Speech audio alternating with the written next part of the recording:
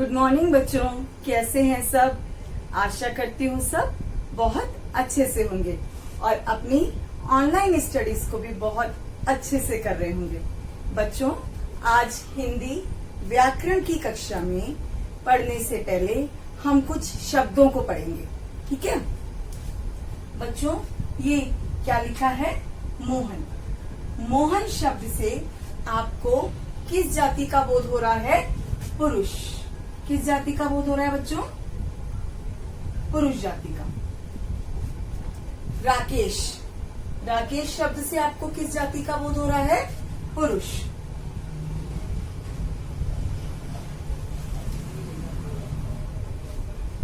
ऐसे ही एक शब्द और है, राजू। राजू शब्द से आपको किस जाति का बोध हो रहा है? पुरुष जाति का। अमन। अमन से भी आपको किस जाति का बोध हो रहा है? पुरुष जाति का। ठीक है बच्चों, अब इन शब्दों को पढ़ते हैं। रीमा। रीमा शब्द से आपको किस जाति का बोध हो रहा है? एक स्त्री जाति का, है ना। तो यहाँ पर आया स्त्री जाति। नेहा शब्द से हमें किस जाति का बोध हो रहा है? स्त्री जाति का। किस जाति का बोध हो रहा है बच्चों? स्त्री जाति। और सीमा शब्द से भी किस जाति का बोध हो रहा है? स्त्री जाति का। नेक्स्ट है जूही।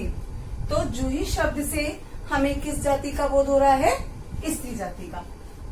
तो बच्चों, यहाँ पर हमने पढ़ा कि पुरुष जाति और स्त्री जाति के बारे में। तो बच्चों, इन शब्दों से हमें क्या पता चलता है कि जिस शब्द से हमें पुरुष जाति और स्त्री जाति का बोध होता है उसे लिंग कहते हैं। उसे क्या कहते हैं? लिंग। तो आज का हम अध्याय क्या हुआ हमारा? पाठ 6 लिंग।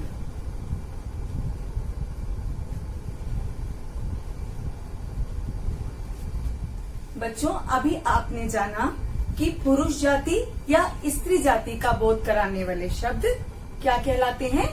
लिंग कहलाते हैं, है ना।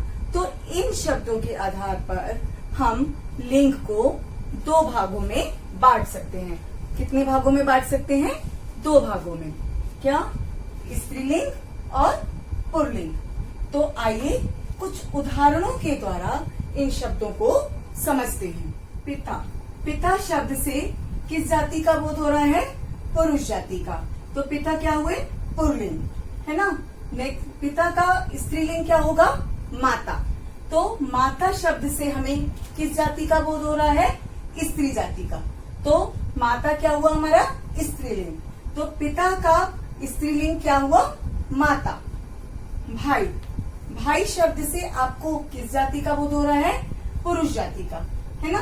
तो भाई क्या हुआ? पुल्लिंग। तो भाई का स्त्रीलिंग क्या होगा? बहन। बहन शब्द से हमें किस जाति का बोध हो रहा है? स्त्री जाति का। नेक्स्ट पढ़ते हैं घोड़ा। घोड़ा। घोड़ा शब्द से आपको किस जाति का बोध हो रहा है? पुरुष, है ना। तो घोड़ा क्या हुआ? पुरुष, पुल्लिंग। और घोड़ा का स्त्रीलिंग क्या होगा? घोड़ी। घोड़ी शब्द से आपको किस जाति का बोध हो रहा है? स्त्री जाति का। तो घोड़ी क्या हुआ? स्त्रीलिंग।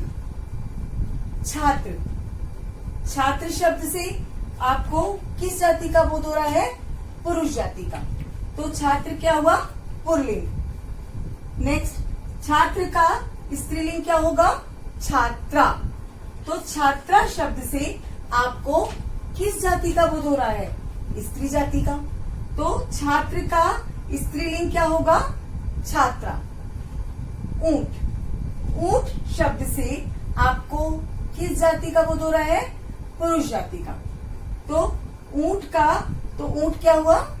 पुल्लिंग। ऊंट का स्त्रीलिंग क्या होगा? ऊंटनी। क्या होगा बच्चों? ऊंटनी।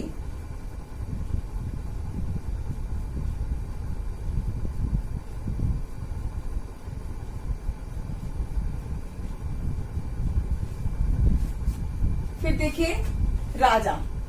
राजा शब्द से आपको किस जाति का बोध हो रहा है? पुरुष जाति का, है ना। तो ये राजा क्या हुआ? पुल्लिंग। और इसका स्त्रीलिंग क्या होगा? रानी।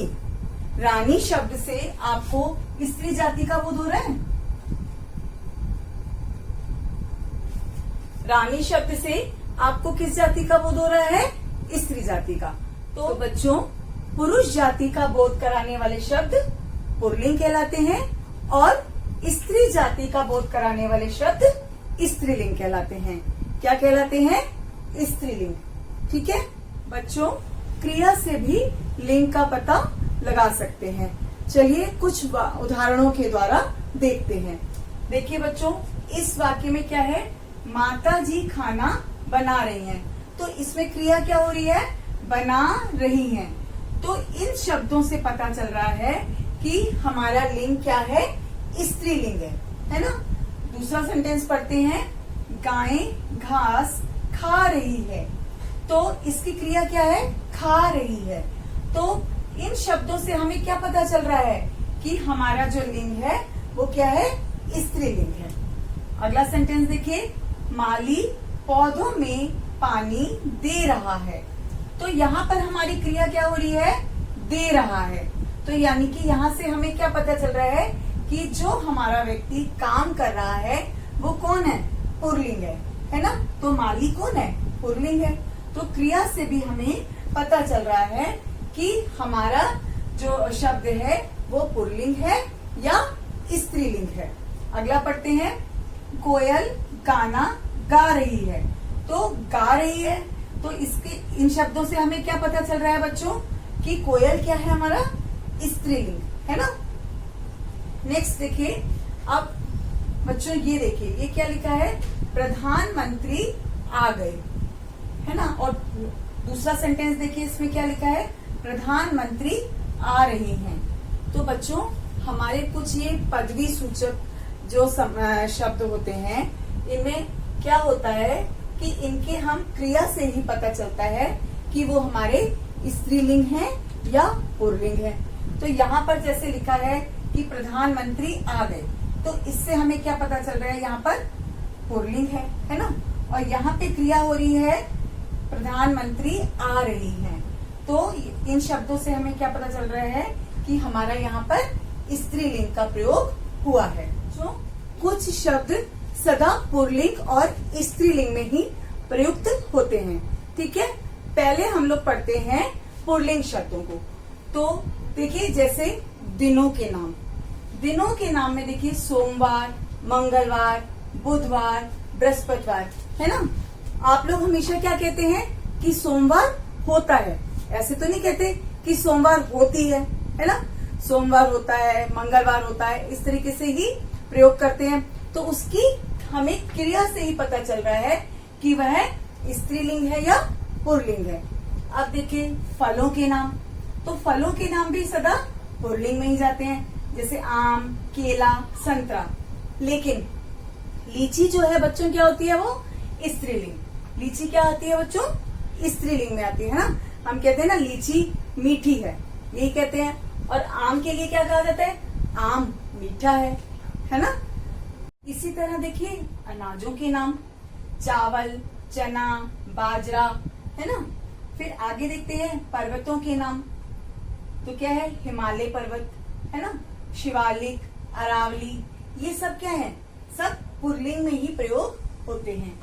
देशों के नाम, भारत, नेपाल, अमेरिका, है ना। तो ये सब शब्द क्या है? हमारे पुल्लिंग में ही प्रयोग होते हैं। बच्चों, अभी हमने पुल्लिंग शब्दों के बारे में पढ़ा था कि कुछ शब्द हमारे हमेशा पुल्लिंग में ही प्रयुक्त होते हैं। अब हम स्त्रीलिंग शब्दों के बारे में पढ़ेंगे। तो देखिए, नदियों के नाम, जैसे यमुना, गंगा, कावेरी। बच्चों, हमेशा आप ऐसे बोलते हैं ना, यमुना नदी बहती है, ये तो नहीं कहते कि बहता है। तो इससे हमें क्या पता चलता है कि ये क्या है? स्त्रीलिंग। जैसे भाषाओं के नाम, हिंदी, संस्कृत, अंग्रेजी। तो हम लोग क्या कहते हैं इसको कि हिंदी लिखी जाती है, ये नहीं कहते कि हिंदी लिखा जाता है ना। ऐसे नहीं बोलते ना आप लोग। लिपियों के नाम, देवनागरी, अरबी। तो आप यही कहते हैं ना कि हिंदी देवनागरी लिपि में लिखी जाती है। ऐसे तो नहीं बोला जाता कि देवनागरी लिपि में लिखा जाता है ना। तो इसकी क्रिया से हमको पता चल रहा है कि ये स्त्रीलिंग है। झीलों के नाम जैसे नैनी झील और डल झील, तो क्या कहा जाता है कि झील गहरी होती है ना। ये तो नहीं कहते कि झील गहरा होता है। तो इनकी क्रिया से आपको पता चल रहा है कि ये स्त्रीलिंग है। आहारों के नाम खिचड़ी, दाल, रोटी, है ना, इनसे भी क्या पता चल रहा है कि ये स्त्रीलिंग है। जैसे खिचड़ी होती है, दाल बनती है। ये तो नहीं कहते कि दाल बनाता है ना, दाल बनती है, ऐसे बोला जाता है। तो बच्चों इनकी क्रिया से हमको क्या पता चलता है कि ये सब स्त्रीलिंग है, स्त्रीलिंग में ही प्रयुक्त होते हैं। तो बच्चों इस प्रकार आज के चैप्टर में हमने क्या पढ़ा, लिंग के बारे में, कि लिंग क्या होते हैं और लिंग कितने प्रकार के होते हैं। आपको इस चैप्टर को बहुत अच्छे से पढ़ना है। Thank you.